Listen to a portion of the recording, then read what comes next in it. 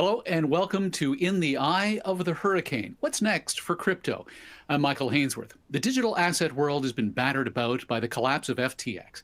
Cryptocurrency prices have suffered a sell off as Sam Bankman Fried's empire came crumbling down around him. Administrators report 3.1 billion is owed to top creditors, leading investors to brace for more declines in crypto assets, although Bitcoin prices have largely steadied amid concerns of contagion. The digital asset brokerage Genesis is warning of possible bankruptcy unless it can raise cash. Crypto lender BlockFi is also struggling. How did we get here? And if we're in the eye of the hurricane, does that mean more strong winds will blow before we can assess the damage?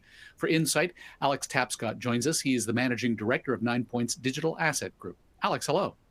Hey, Michael. Nice to see you. Good to see you too. Let's start with, right the 10,000 foot view. What happened? Well, it depends what you mean by it and when you want to start. But I think the thing that's been in the news very recently has been the collapse, a very high profile collapse of a centralized cryptocurrency exchange called FTX. FTX at one point was valued at around $25 billion. Its CEO, Sam Bankman-Fried, was the second largest donor to political causes in the United States. And it had counted, celebrities like Giselle and Tom Brady as spokespeople. So this was a very high profile business. It was also one that apparently had quite a few customers. The company, I think at some point has had around 1 million different depositors who have used the exchange, in the past. And it has just declared Chapter 11 bankruptcy. And by just, I mean a couple of weeks ago. But the information that's coming out of this continues to unfold. Basically, what we're looking at here is the collapse of a very high-profile company, and with it, I think a big hit to the credibility of the entire crypto asset ecosystem. However, I think what's important for everyone to understand, and I welcome everyone who's on this webinar and has joined us today, is that we need to separate between companies that are building services and operations that take advantage of this technology or leverage this technology, and the underlying technology or asset class itself.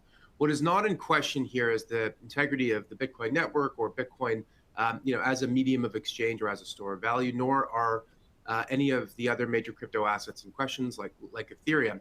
But nonetheless, the collapse of a big business in the space is going to set back an industry, pretty significantly. So the question now is, where do we go from here? Let's talk about where we go from here, but before we do, I want to sort of pick up on the fact that FTX was considered one of the safest and most reliable exchanges in the world. What have we learned about safety and reliability when it comes to crypto? Well, it's interesting that it had that reputation because as more information has come to light about the business, it's quite clear that they didn't take safety or security seriously at all. So just so everyone understands, FTX as an exchange is basically what they call an on-ramp to the asset class or to this industry, what's typically called crypto or Web3. And an on-ramp, the idea is basically that you need to use an on-ramp to take fiat currency, dollars, US dollars, Canadian dollars, to buy into this asset class. Now, maybe you're buying into one of these assets because you're an investor or a speculator and you're thinking, I can buy Ethereum or Bitcoin and it's going to go up in value.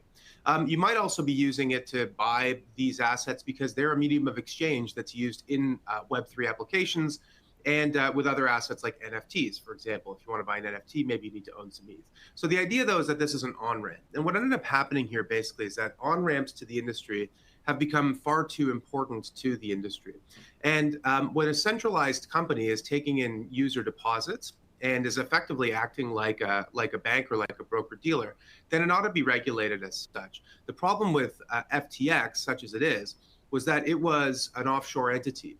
They had a U.S. subsidiary that serviced customers in the U.S., but they offered a far more narrow sort of scope of services. To access the full suite of services, you had to use the FTX main app. They were based out of the Bahamas and obviously were not subject to the same kind of scrutiny that a traditional financial intermediary in the U.S. or in another regulated jurisdiction like Canada would be subject to. So the question, so obviously, most of the blame here should be put on the founder who was clearly running a business that did not have proper checks and balances or proper governance or clear audits or any other sort of financial controls. And it remains to be seen, but may also even be fraudulent. That's something that will come to light in due time.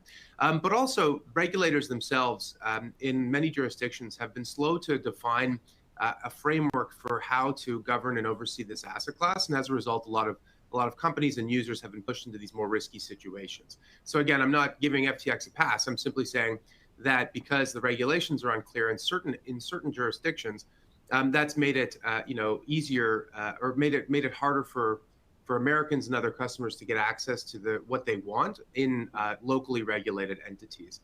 I think the collapse of FTX is a wake-up call for the industry, and I think it's probably going to lead to a number of different hopefully will lead to a number of different outcomes. The first is that I do think that there needs to be a comprehensive regulatory framework for how to oversee companies like FTX.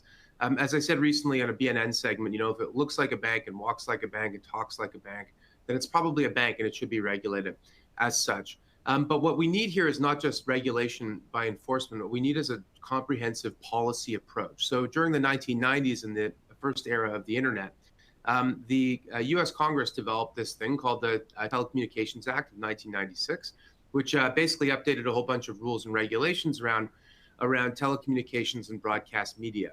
Specifically, they said that IP service providers were not liable for if copyrighted material were to travel like over their pipes. So typically, if you're ABC or CBS and you have a bunch of material that's subject to copyright infringement, then you might be liable. So in this case, the IP service providers are not. And I think that's sort of an interesting analogy to think about crypto. If you're a company that's offering services on top of this asset class, then you should be regulated. But the underlying technology itself needs to be given a wide berth in order to innovate. We don't regulate HTTP, the hypertext transfer protocol, right? We regulate companies that operate on top of the internet. And I think the same thing is true here. So that's number one. Number two is I think that we need to, in general, demote centralized companies from main players to basically supporting players. Companies like FTX and other centralized exchanges need to be considered on-ramps. A funny analogy that I heard is that we should treat centralized exchanges like public bathrooms. You go in, you do your business, and you get out. If you spend too much time in a public bathroom, bad things typically happen, right? So I think that as a general rule, that's something that we should take into consideration. We also need to realize that for a lot of individuals, there's benefits to being, custodying your own assets and being able to use them however you like. But the fact of the matter is most people would prefer to have a partner or a company that helps them in some way, right? We don't keep all of our money under the mattress or in our home safe. Most people don't, at least. We have banks and we have other financial intermediaries that we trust. And that's where I think regulation comes in. But then the final piece is that we need to improve the self-custodial tools to make it easier for people to actually use this asset class in a productive way.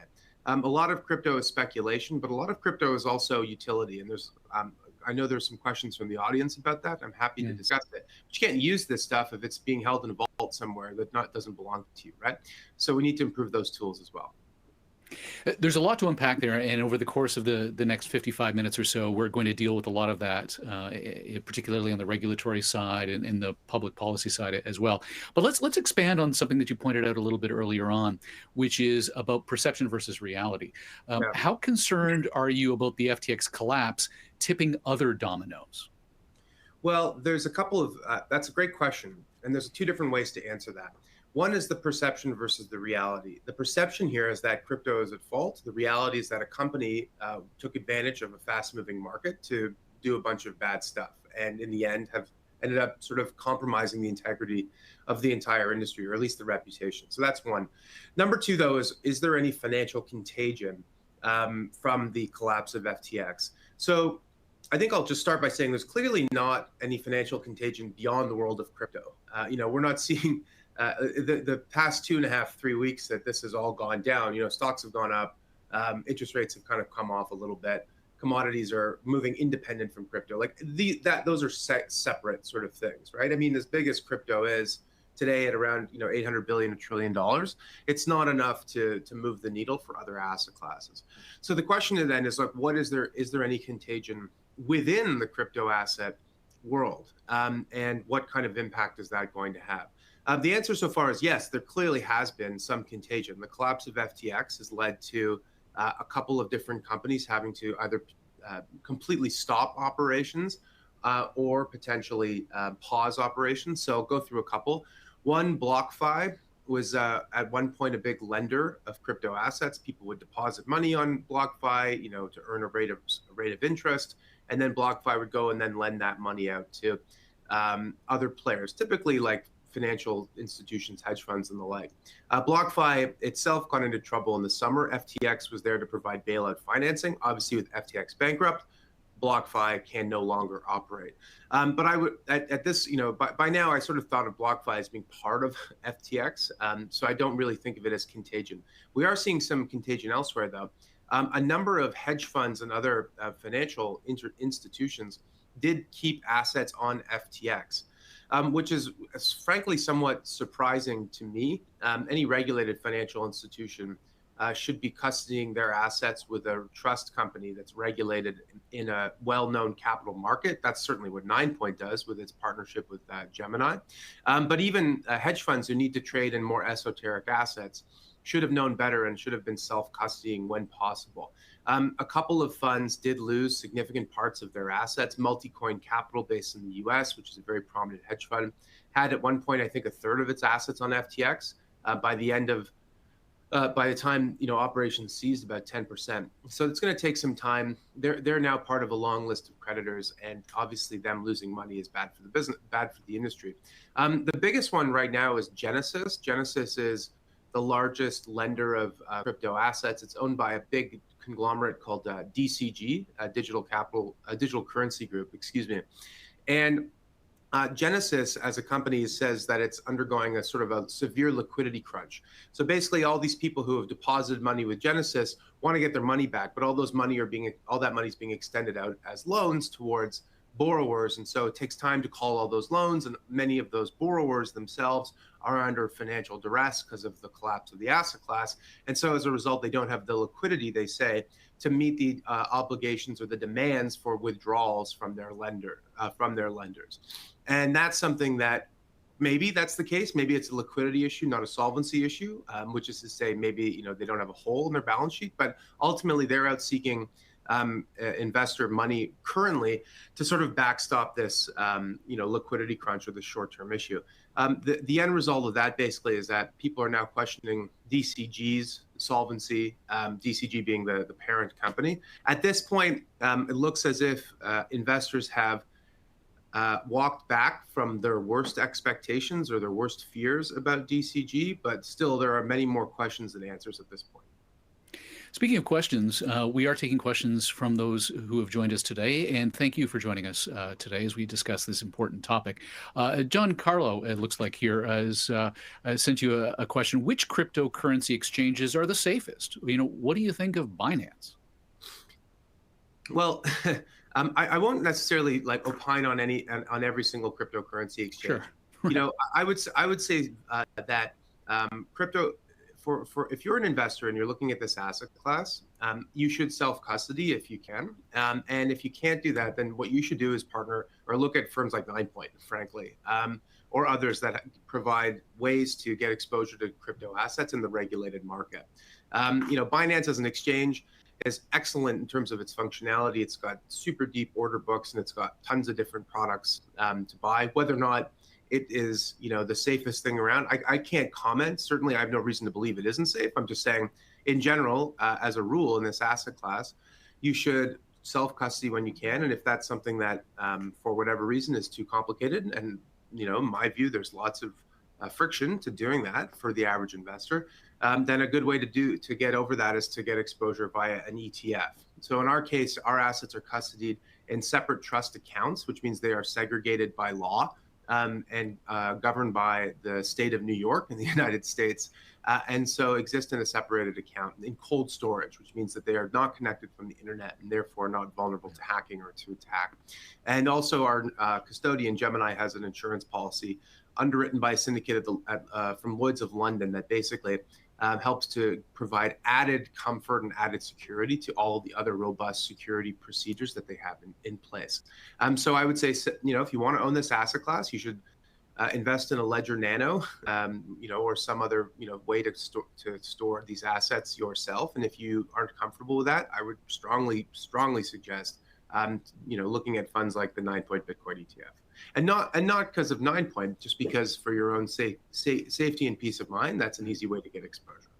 Yeah, I suppose, the ultimate question is how do we as investors assess where the risk of contagion lies?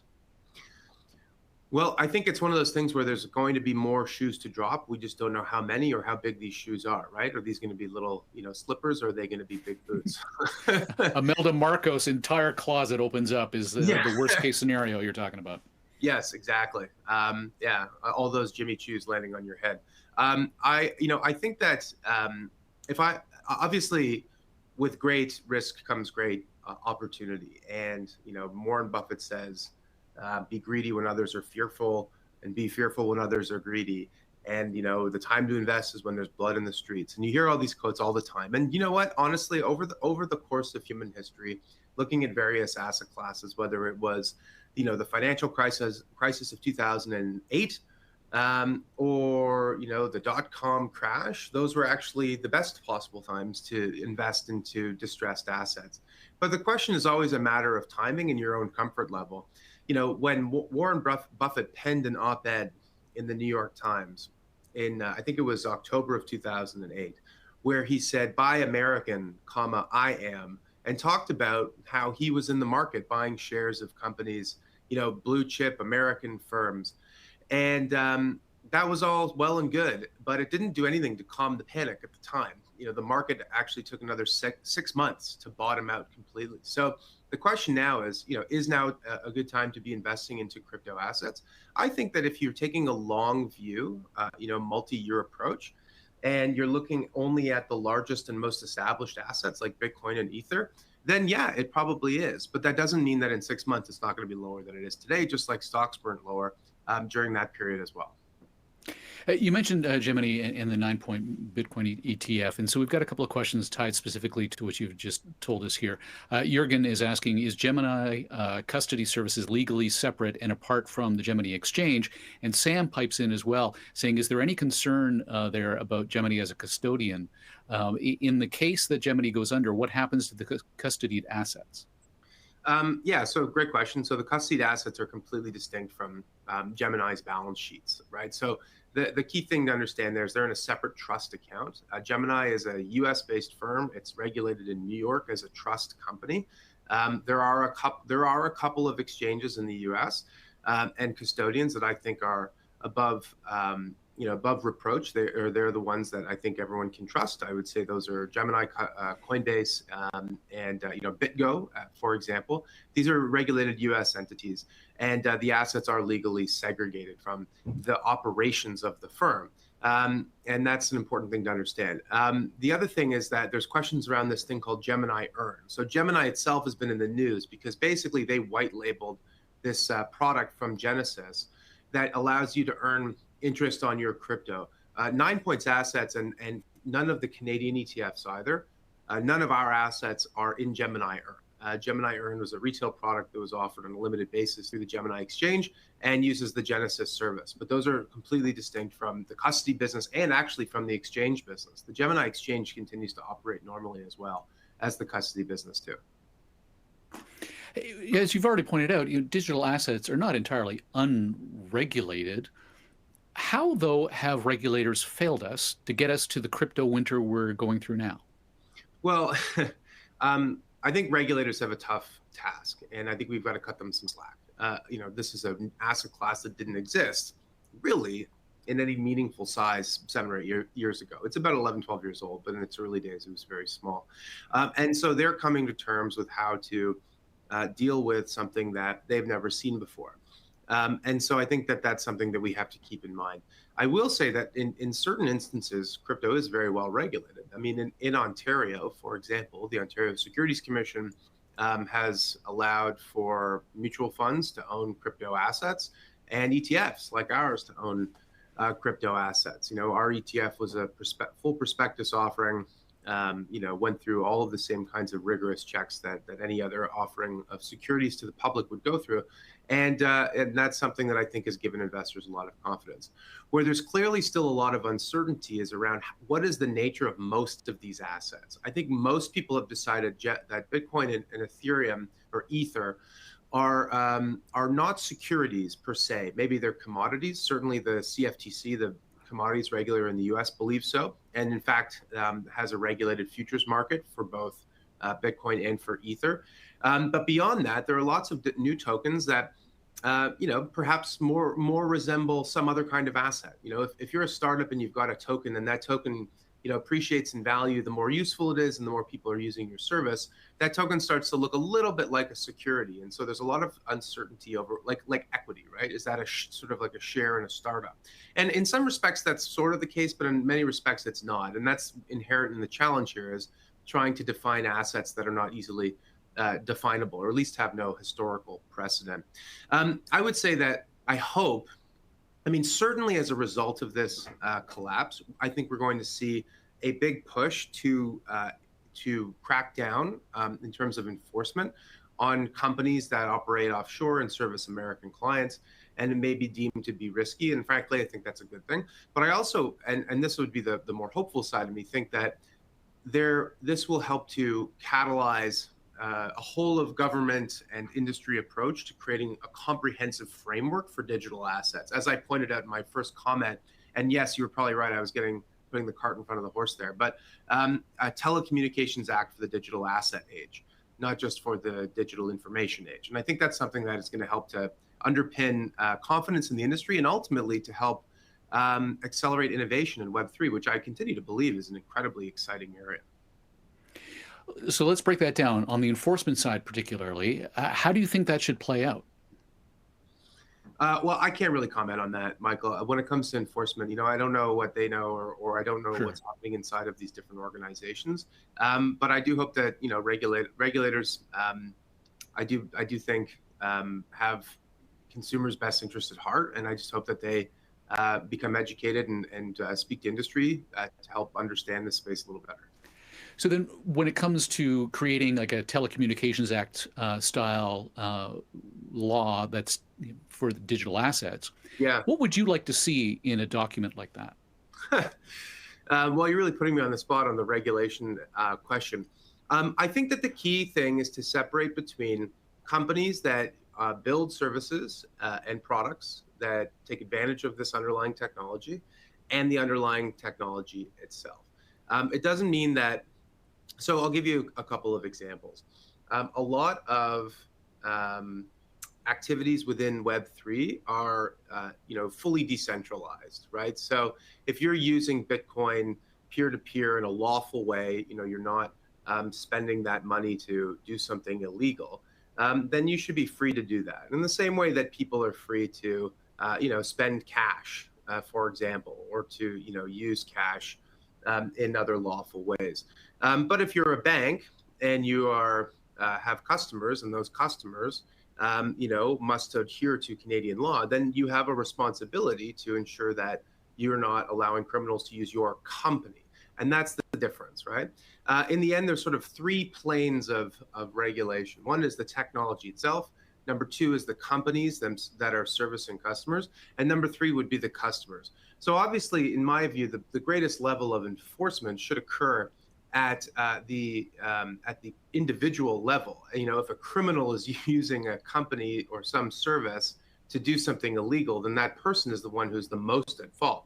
And a good example of this is like if ISIS is using Gmail, to plan a terrorist attack, you want to capture the terrorists first, then you can think about penalizing Google. How'd you let this happen? Number three is like, you wouldn't want to say, well, the internet is at fault. It's email as a technology's fault. No, of course not. The technology is credibly neutral. It has no morality. It has no agency. It is just a tool that is used by everybody, right? So I think that's a helpful way to sort of think about distinguishing lines in this space. Alan points out in the chat that ARK Invest founder Catherine Wood spoke on Bloomberg about how a lack of clarity on U.S. legislation is what drove people to these offshore exchanges in the first place. Thoughts? Yeah, that's more or less the point that I'm making. In part, which is that without a clear regulatory framework, there is definitely some desire to move offshore. And the simple reason for that is that, if a business doesn't know what the rules of the road are, then it's probably going in a given jurisdiction, it's probably going to err on the safe side in that jurisdiction, right? It's not going to offer services which might, end up upsetting the apple cart with regulators or policymakers. And I think that's certainly what happened here as well. So we talk about the need for regulation, but those regulations are drafted by policymakers. Our elected representatives barely know how Facebook works. One politician who recommends crypto as an inflation fighting tool has been excoriated for that. How do we turn leaders into true leadership on crypto? Well, in the early days of the internet, no senator had an internet connection. Right. The first internet connection was Ted Kennedy, and I think it was 1995, which was about 3 years after the first web browser, Mosaic, was introduced. And there was only one internet connection in the U.S. Capitol in 1995. So think about that for a second. And there was actually a senator who used to walk around. He'd learned that the internet was full of pornography. And so he had one of his staffers, find an internet connection and print off a bunch of internet pornography. And then he walked around with a binder full of pornography and waved it in front of anybody's face who would listen, saying, see, this internet, all it's good for is pornography. And it's something that it reminds me a little bit of the critique that we hear from critics of crypto assets, which is that it's only used by criminals. Turns out that's actually not backed by the facts. According to most analysis of the way in which this asset class is used, only a tiny fraction is used by criminals, incidentally less than cash in the economy, which doesn't mean that we shouldn't crack down on criminals when they use a new technology. It just means that the fears are probably overstated. The reality is this is something that's being used by everyone, by early adopters, but by a broad distribution of the population. So going back to your initial question, I think that the first thing we have to do is, keep an open dialogue with people in positions of power in government to help educate them when asked, to be patient with their questions. And I think that, to my earlier point, we have to cut these people some slack. They're trying to create frameworks that will stand the test of time, rules and regulations that will both, protect consumers, maintain the integrity of the financial system, while also not harming innovation. And that's an awfully tricky, needle to thread, Michael, figuring out a way to do all three of those things at once. And what you don't want to have is regulations that have unintended and longstanding negative consequences. And I'll give you an example of that. In the early days of the automobile in London, England, in Victorian England, they introduced these things called red flag laws. And basically red flag laws were these laws that said all of these new things, these automobiles, these, horseless carriages needed two operators. You needed a driver, a chauffeur, and you also needed a red flag man. And his purpose was to walk in front of the car waving a red flag, because the fear at the time was that cars would scare off horses and pedestrians. And if you think about the value of an automobile, it's that you can move around freely in the world and get from point A to point B quickly if you can. And having a guy walk in front of your car waving a red flag sort of defeats the purpose of that. And some people say that the introduction of those laws kind of handicapped the automotive industry in England at the time and led to U.S. and German leadership in the early days of the car. So there's points to be made there that I think are valuable, but obviously the need for regulation is quite apparent, as I've said now many times on the call. Yeah. Al wants to give you some kudos here for a terrific response to that earlier question. When SBF testified before a U.S. Senate committee back in February, Wharton Legal Studies and business ethics professor Kevin Warbach was also there, advocating for better regulatory frameworks. When it comes to a better regulatory framework, could we have prevented FTX? Could we prevent another FTX? I don't know that we can ever prove that the counterfactual in that case, right? Maybe we had better regulation, but in the end, something else happened that went wrong here. There's plenty of wrongdoing and fraud in the regulated market as well, unfortunately. And so you can't necessarily say that regulations would have been an elixir that could have solved the problem. But certainly, I think if FTX was a U.S. entity regulated in a similar way to, say, how Gemini or Coinbase was regulated, they would have been subject to audits. Their financials would have had to be made public if they were publicly traded, in the case of Coinbase. And they would have had the scrutiny of securities and financial regulators that, are very diligent. And so I think that those things could have made it certainly less likely to fail. But I can't say for sure whether it wouldn't have failed. Jürgen was following up on something we were talking about the role that the OSC is playing in the work that you're doing at Ninepoint specifically, asking, is the OSC taking a leadership position in all of this? Yeah, I think that they are. So in Canada, they've developed a framework for crypto asset exchanges to become registered. I'm not a lawyer, so I can't answer these regulatory questions in a high level of detail, but Sure. Certainly the OSC has been a leader in the ETF space as well. We have had crypto asset ETFs that have been trading in Canada for almost 2 years and have now undergone 2 periods of what I would describe as, significant price volatility of the underlying asset class, right? The price of Bitcoin has moved around quite a bit since, February of 2020. And in all of those periods, our ETF and the others have functioned without incident. And I think that's ultimately what investors want. They don't want incident. And what I mean by that is there's been sufficient liquidity in the underlying asset class. The ETFs have tracked their underlying net asset value, plus or minus a few basis points, and they have continued to function, without any kind of downtime or any other problems, which is obviously very different from what you get in the unregulated market. So, if anything, the success of the Ninepoint Bitcoin ETF and others like it is proof that a progressive regulator, forward-thinking regulator, can create much safer conditions for investors to participate in an emerging asset class.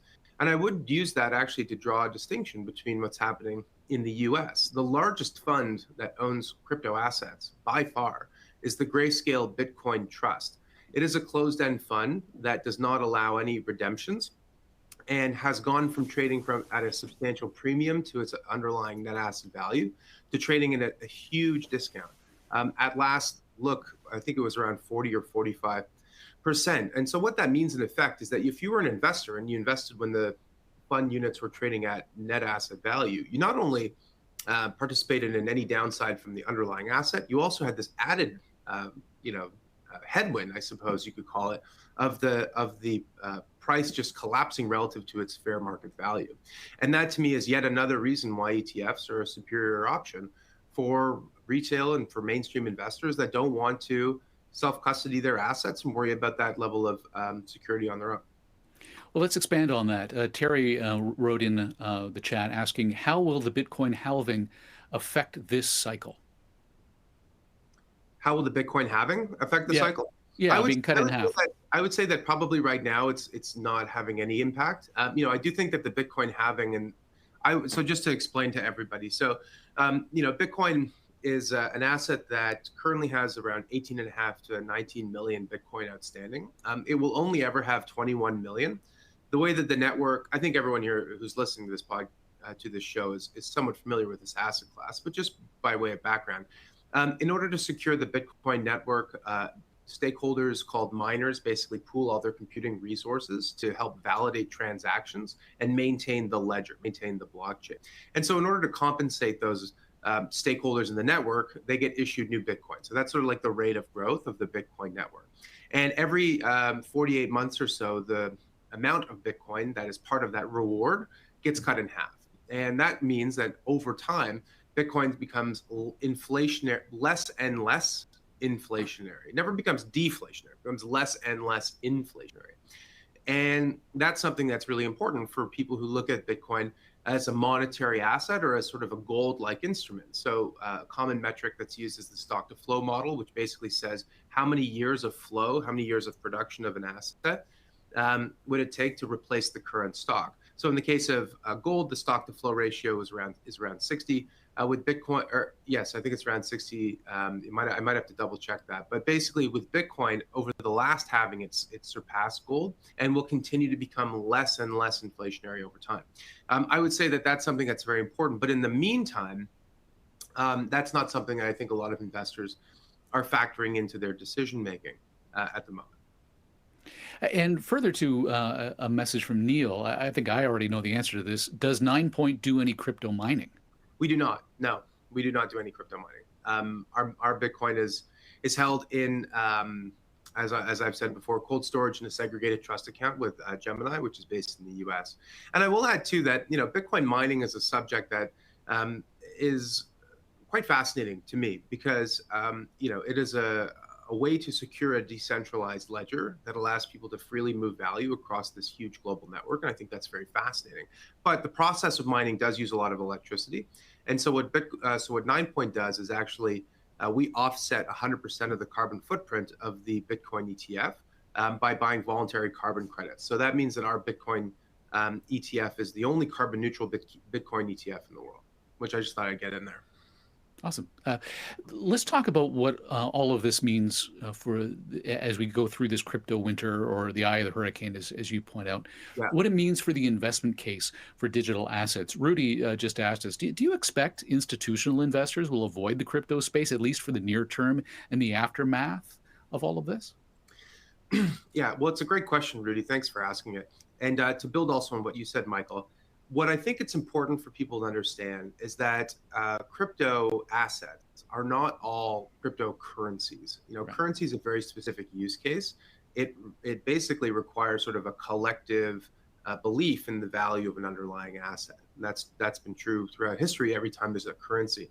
And I don't think there's that much room for thousands of different currencies like that. I think that Bitcoin as a digital currency for the digital economy and a way to move value peer-to-peer, the way the internet allows us to move information peer-to-peer, is an extremely powerful concept. And I think as a result, the investment case for Bitcoin is very strong.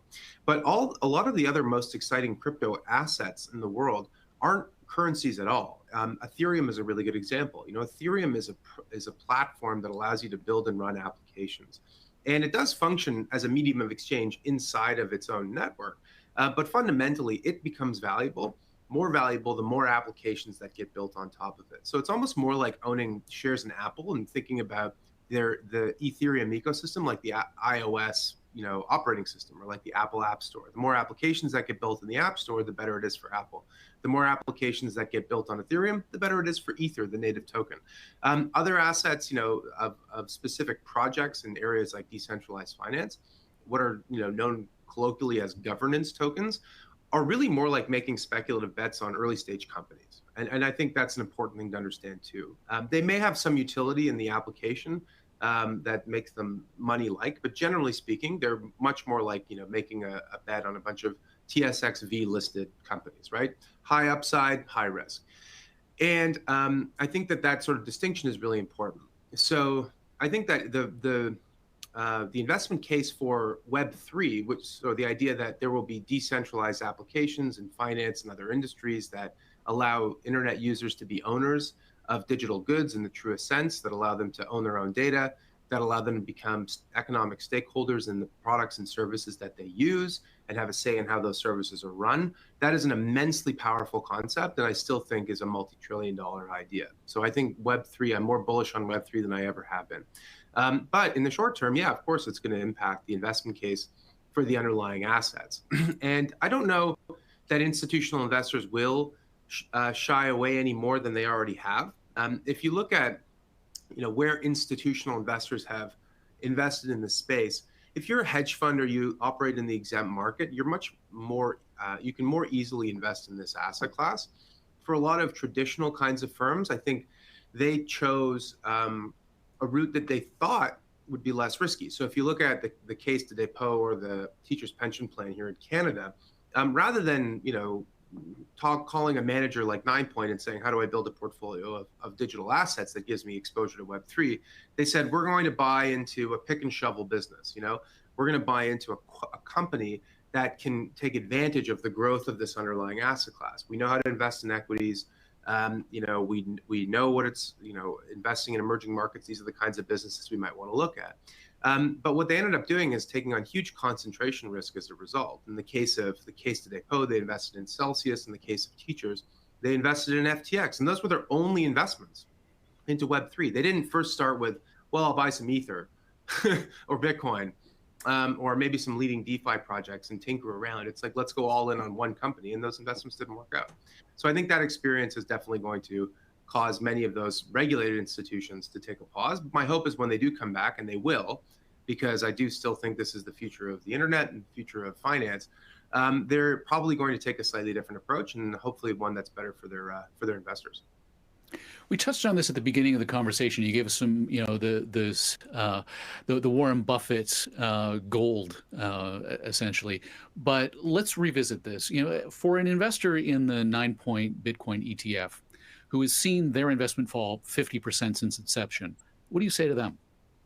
Can you just ask that question one more time? Because I'm seeing we're getting some really good ones that are coming in. And I was just reading one of these other questions. And so I just didn't hear you, Michael. Sorry. Okay. Well, let me ask you again, and then we'll get into that question in the chat. For an investor in the Ninepoint Bitcoin ETF who's seen their investment fall 50% since inception, what do you say to them? Well, I would say what I've said from the very beginning, which is that we think that Bitcoin is an exciting asset class, an exciting asset. We think it's an important part of any investor portfolio. And we view it as one of many alternatives that you'd want to hold in a well-diversified portfolio. And, if you think about what your allocation to alternatives is, it should probably be about 20%. And of that, Bitcoin is a subsegment of that. The analysis that we've done basically shows that over time, adding small percentage of your portfolio to Bitcoin can significantly improve not only your total returns, because obviously it's been a very good performing asset class most of the time, but also your measure of risk-adjusted returns well. So measures of your Sharpe ratio, and you don't actually have to own that much. The analysis we did was 1, 2, and 5, 10. So if you owned, if you took our advice and put 2% of your portfolio into Bitcoin when we launched, you're down, I think, around 40% or so. So on an absolute basis, hopefully it hasn't moved the needle too much. But on a long-term basis, we think that it will continue to serve an important function in a portfolio, right? Which is that it is a diversifier, and over the long run, it's proved to be a very strong performing asset. Okay, so you've been sneaking a peek at the questions through the course of our conversation here. Which is the one that jumps out at you that you want to talk about next? Well, all three of these are really interesting. So Alan asked, since the new FTX CEO comparing this to Enron, perhaps the U.S. and others seek to issue a Sarbanes-Oxley-like legislation for crypto DeFi platforms, market makers, et cetera. I think that the one thing that's obvious from all of this is that exchanges should not be custodians of assets, and that's not how it works in the real world. Like when your brokerage account might be with Bank of Montreal or Canaccord Genuity or TD Ameritrade. It's not with the New York Stock Exchange. It's not with NASDAQ. It's not with CME. Those are execution platforms where you go to trade your assets, and then your assets are then custodied somewhere else. So I think some of the rules need to clearly delineate between exchanges that are functioning not only as trading platforms, but also as effectively as broker dealers, and that creates all sorts of conflicts, and I think creates all sorts of problems as well.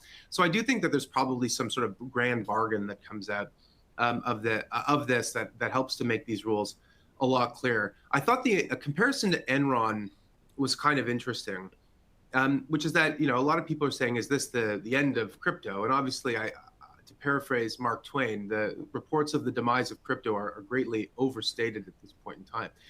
But I do think it points out that in previous periods, high-profile business failures and frauds, in the case of Enron, have set back industries a long way. Sometimes they lead to rules that are good, and sometimes they lead to outcomes that are not so good. The collapse of the dot-com bubble, even though there was actually very little fraud, definitely set back technology investing for a period. But also in lean times, a lot of the most innovative companies were created or became stronger, right? The collapse of the financial system, pretty much in 2008, created a whole bunch of new regulations, but it certainly didn't end finance. It didn't end the industry. If the underlying industry is either systemically important in the case of financial services, or energy in the case of Enron, or it holds immense promise as an innovative technology like the web or like blockchain and Web3, then I expect it will continue to thrive. And hopefully more good comes out of it than bad. I mentioned Kathy Wood over at ARK Invest a little earlier in our conversation. She's doubling down on Bitcoin by buying more than $60 million in crypto-related stocks. Forbes says the firm's conviction in the space is as high as ever. What does that tell you? It tells me that she's got a lot of, chutzpah, is what it tells me. I think that good for her. And honestly, our view is very similar. Now we're our fund is a passive tracking fund, right? So we're not out there trading in the fund trying to like take advantage of weaknesses in the market. If we did have a fund like that, maybe we would be approaching it differently, but we don't. But I think in her case, her conviction is that across all of the different metrics, and I actually just had a call recently with the head of research at ARC, that they've got a whole bunch of different theses about how technology is rapidly reducing cost in the economy and improving efficiency and innovation. And the digitization of money and the transformation of financial services is a core part of their thesis. So good for them for sticking by their thesis and by doubling down on the investments that they've made and that have worked so well to date for them. But I'll let them, read her comments on why she did it, not my opinions. We've got a comment here looking for your thoughts. U.S. ETF may open the floodgates, but custody and the not your keys, your crypto mantra may need to be revisited. What are your thoughts? Well, not your keys, not your cryptos is in reference to if you're not the one who's holding your own assets, then they're not truly yours. I guess could be rephrased as possession is 9/10 of the law kind of thing. That when you control when you control something is when you effectively own it. I think that one of the great benefits of this asset class is that it can be self-custody. And these assets can be programmed to be productive, which means that if you hold them yourself, you can go use them in really fun and interesting ways in a bunch of different kinds of applications. But there are lots of people, as I said earlier, who don't want to read a manual to know how to store their own money, right? They want to just be able to invest passively in a simple and safe manner. And so I think that ETFs and regulated financial products are a really good way to do that. I think that crypto exchanges like FTX, in a way, to borrow from someone who I spoke to recently, a Web3 entrepreneur named Ronil Rumberg, who runs this really interesting company. He basically said that crypto exchanges like FTX are the worst of both worlds, in the sense that they have all of the risk of centralized platforms. Any company can go bankrupt, no matter which company that is, with an asset class which itself is sort of different, difficult to custody, and one that requires a high degree of sort of security audits and controls. And so if you have a company that is highly centralized and because maybe it's offshore and lightly regulated, lacks those internal controls, then it creates double the amount of risk.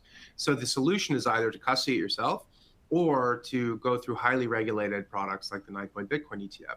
And I think that in the case of the US, I think an ETF would be a huge boon. Certainly it would help the holders of Grayscale, Grayscale's Bitcoin ETF. Grayscale has said publicly in the past that it will convert into an ETF if the rules ever change. So currently this fund has got, I think, almost $10 billion of net asset value and a market capitalization that's roughly half that. So all of these holders who are stuck in this thing like it's Hotel California, you can check out any time you like, but you can never leave, all of a sudden would have a multi-billion-dollar windfall simply from a change in the regulation. And I actually think that would go a long way to restoring confidence in the asset too. When Elon Musk took over Twitter, the three biggest uses for his, pay $8 for a check mark were far-right politics, pornography, further to our earlier conversation, and cryptography scams. How should investors approach social media content related to crypto? Well, I would say that people should approach social media content related to crypto the way they approach any social media content, which is with a high degree of skepticism. Social media is a mirror on humanity, and it reflects our best and our worst. And I think that, like I think people in the real world are naturally skeptical and, critical thinkers, but online they're incredibly gullible and credulous. I mean, the kind of crap that people believe what they read on Facebook is unbelievable, and not just when it comes to crypto. Know how to have a good BS detector would be my recommendation. Blockchain, as we've been talking about, as the underlying technology behind cryptocurrencies, is widely seen, as you've pointed out already, the key component to Web3. What do you see the impact of the crypto winter on Web3 as an industry?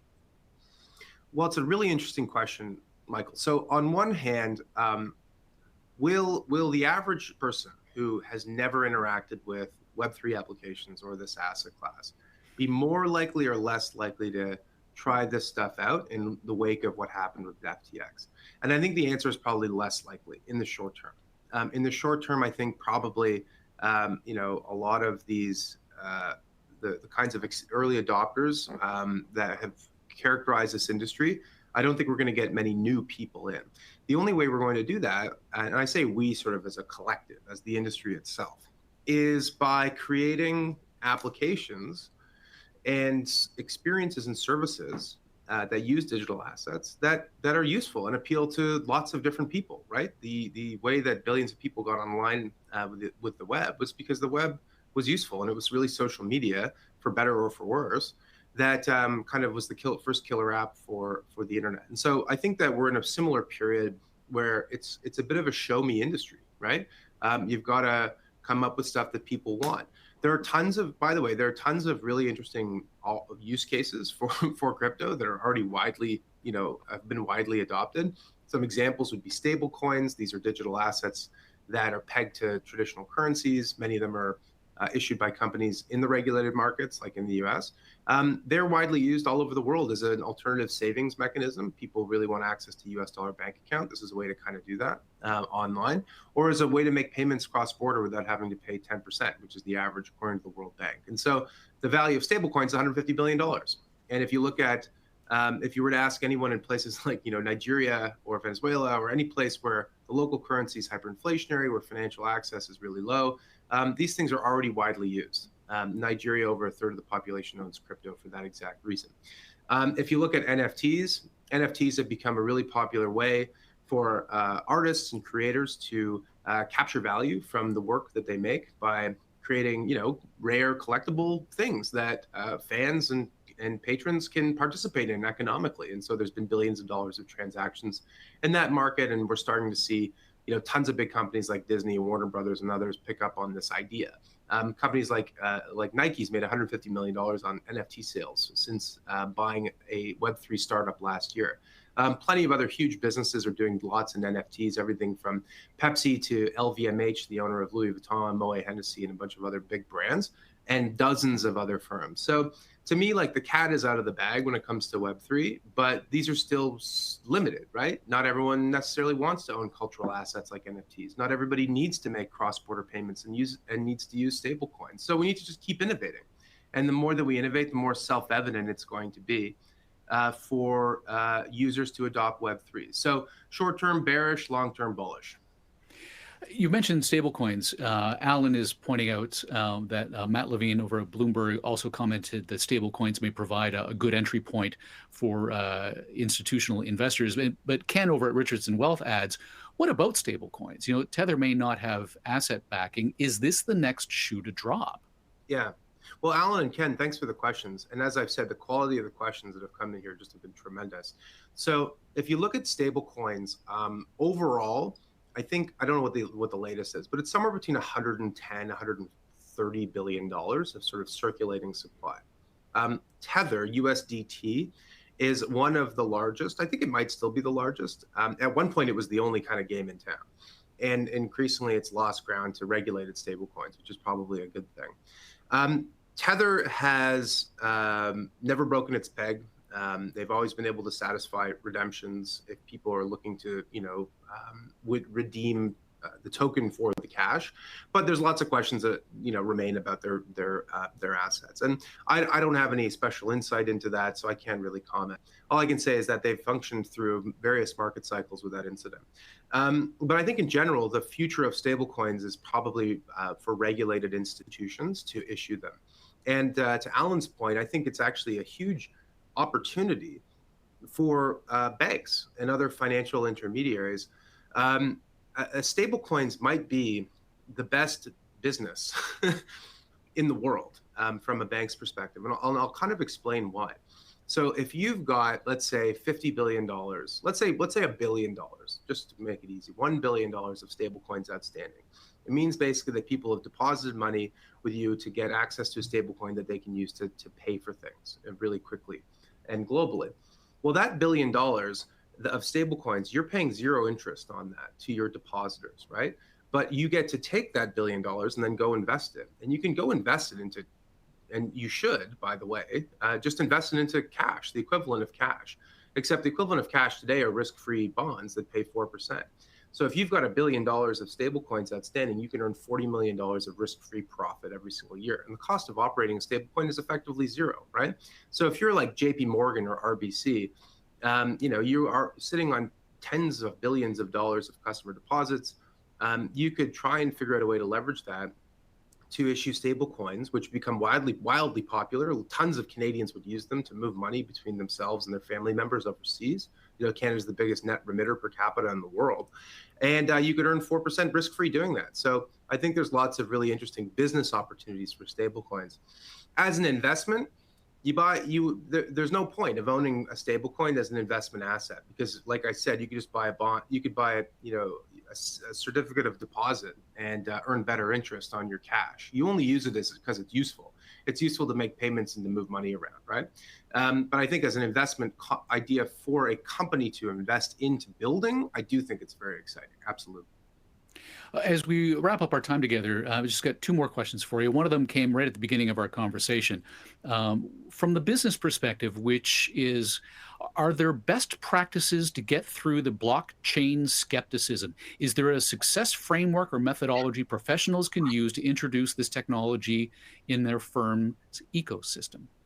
Yeah, that's a really great question. And it's a different spin on what we've been talking about. We've mostly talked about the investment case. This is more, I'm in a big company, or I want to try and introduce the idea of blockchain innovation to my firm. Well, what I would say is that there's lots of really good resources out there. I've written a couple of books on the subject. So I think education is an important part of it.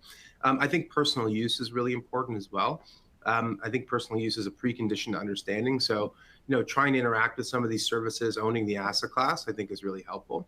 I think you want to be able to start, proof of concept or some pilot to gain, critical understanding of a concept, but start small, work your way on an iterative basis towards something bigger.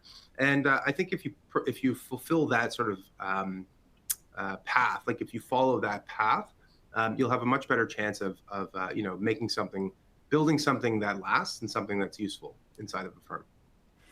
JP Morgan's latest client survey revealed 2 out of 3 crypto investors believe the crypto winter will last at least one more year. Mm-hmm. What do you say? Yeah, that's probably right. I won't make predictions. If you look at the past cycles, typically it's about a year peak to trough. So we're basically there. So, the market hits its highs about a year ago. So it could probably, retest the lows that we've seen. Maybe it hits a new low. I don't really know. But generally speaking, these things do take a few months to sort of find their footing before they start to move higher. So whether or not now is the bottom, whether or not the bottom that we're experiencing currently gets retested, there's probably a decent chance that that's the case, frankly.